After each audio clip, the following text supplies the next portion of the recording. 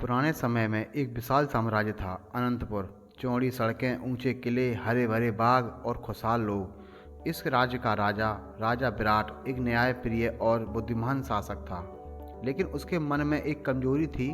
उसे भविष्य जानने का बहुत शौक था। जोशी, तांत्रिक, साधु जो भी भविष्य बताता, राजा उसकी बात को बड़े ध्यान से सुनता, उससे सवाल करता और उसी आधार पर निर्णय लेता। राजा अपनी इस आदत के लिए अक्सर मंत्रियों की आलोचना भी सुनता, पर वह मानता यदि भविष्य पहले से पता चल जाए तो गलतियों से बचना आसान हो जाता है। इसी आदत के कारण एक दिन उसके जीवन में एक अद्भुत घटना घटी। अनंतपुर के बाजार में भीड़ भरी एक दोपहर थी। चौड़ी सड़क के बीचों बीच एक बूढ़ा आदमी पिंजरा लिए खड़ा था और जोर जोर से कह रहा था, आओ आओ, बोलने वाला तोता, भविष्य बताने वाला तोता, दुनिया का सबसे अनोखा जीव। भीड़ जमा हो गई। कोई हंस रहा था, कोई ताली बजा रहा था, किसी को विश्वास था, किसी को यह नाटक लग रहा था। उधर से गुजर रहे राजमहल के एक सैनिक ने यह तमाशा देखा और तुरंत राजा को खबर भेजी। महाराज, एक बूढ़ा व्यक्ति दावा कर रहा है कि उसके पास बोलने वाला, भविष्य बताने वाला तोता है।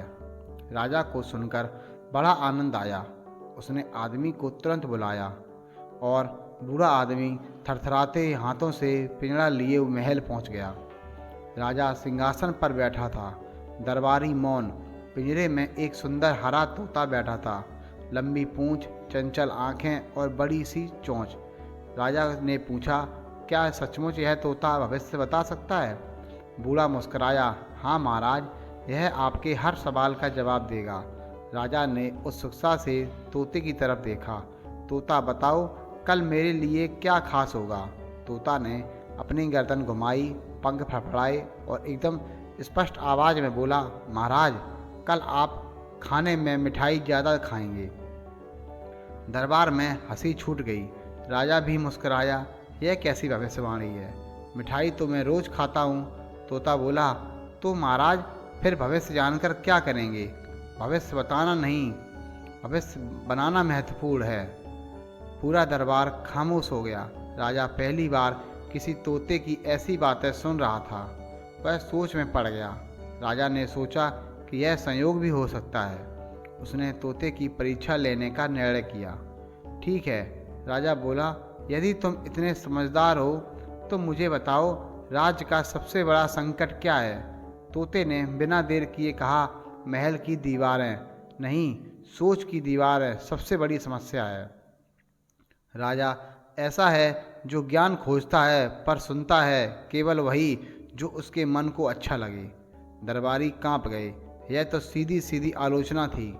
राजा ने गहरी सांस ली।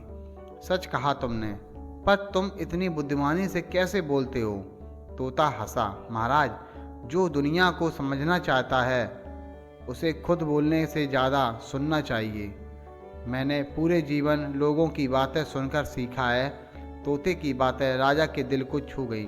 उसने तोते को महल में रखने का निर्णय कर लिया। कुछ ही दिनों में राजा और चतुर तोते की दोस्ती गहरी हो गई। राजा हर सुबह उसके पास जाता, घंटों बातें करता। तोता कभी राजा को समझाता, कभी उसकी गलतियों पर हल्का फुल्का तंज कस देता। एक दिन राजा ने पूछा, तोते, तुम इतनी समझ कैसे पाई? तोता बोला, महाराज, हर जीव को दो चीज़ें दी जाती हैं, एक मुंह और दो कान, लेकिन मनुष्य बोलने से ज़्यादा इस्तेमाल करता है और सुनने को कम, और जो कम सुनता है वह कम समझता है। राजा चुप हो गया। वह खुद समझ गया कि अक्सर भविष्य की चिंता में वह इतना उलझ जाता है कि वर्तमान को सुनना भूल जाता है। एक दिन राजा चिंतित था। पड़ोसी राज्य से युद्ध की संभावना थी। वही भविष्य बताने की पुरानी आदत जाग उठी। तोते, बताओ, क्या युद्ध होगा? क्या मैं जीतूंगा या हार जाऊंगा? तोता चुप रहा। राजा ने दोबारा पूछा, कहते क्यों नहीं? तोता बोला, महाराज, भविष्य जानकर क्या करेंगे? यदि बता दूं कि युद्ध होगा तो आप डर के फैसले लेंगे। यदि कह दूंगा कि नहीं होगा तो आप ढीले हो जाएंगे। यदि कह दूंगा कि जीतेंगे तो आप अहंकार करेंगे। जीत हार भविष्य नहीं, आपकी तैयारी तय करती है। राजा को पहली बार समझ आया कि भविष्य जानने की इच्छा उसे कमज़ोर बना रही थी। कई महीने बीत गए। एक सुबह राजा ने पूछा, तोते, तुमने कभी अपने भविष्य के बारे में सोचा है? तुम्हें कैसा जीवन चाहिए? तोता धीमे स्वर में बोला, महाराज, हर जीव को स्वतंत्रता चाहिए। पिंजरे में रखकर कोई पक्षी खुश नहीं रह सकता, चाहे वह सोने का पिंजरा ही क्यों ना हो। राजा अचानक चौंक गया। क्या वह सचमुच दोस्त से नहीं, एक कैदी से बात कर रहा था? तोता आगे बोला, स्वतंत्रता में खतरे भी हैं और चुनौतियाँ भले, लेकिन पिंजरे की सुरक्षा से बेहतर है। आसमान की अनिश्चितता, राजा की आंखें नम हो गईं। राजा ने पूरी रात सोचा, क्या एक दोस्त को आज़ाद करना सही है जब वही दोस्त उसे जीवन की सबसे बड़ी सीख दे रहा है? अगले दिन सुबह वह महल के बाग में गया और पिंजरा लेकर खड़ा हुआ। तोता चुपचाप उसे देख रहा था। राजा बोला, तुमने मुझे जीवन की इतनी सच्चाई बताई है, आज मैं तुम्हें सबसे बड़ा उपहार देता हूँ, स्वतंत्रता। उसने पिंजरे का दरवाज़ा खोल दिया। तोते ने पंख फैलाए, एक बार राजा की आंखों में देखा और बोला, महाराज, भविष्य जानने की चाह तुम्हें पिंजरे में रखती है। यदि वर्तमान को समझ लोगे तो भविष्य स्वयं सुधर जाएगा। यह कहकर वह उड़ गया नीले आकाश में, बादलों के बीच, बिल्कुल आज़ाद। राजा देर तक उसे उड़ते हुए देखता रहा। ऐसा लगा जैसे उसकी चिंताएं भी उसी के साथ उड़ गई हों। तोते की रवानगी के बाद राजा पूरी तरह बदल गया। अब वह हर दिन भविष्य की चिंता नहीं करता, बल्कि लोगों की बात सुनता, खुद सोचकर निर्णय लेता और हर समस्या को ईमानदारी से समझता और हर पल को जीता। राज्य में कल्याण बढ़ा, किसान खुश हुए, सैनिक मजबूत हुए, मंत्री संतुष्ट हुए। लोग कहते, राजा विराट पहले से ज़्यादा बुद्धिमान और न्यायप्रिय हो गया है।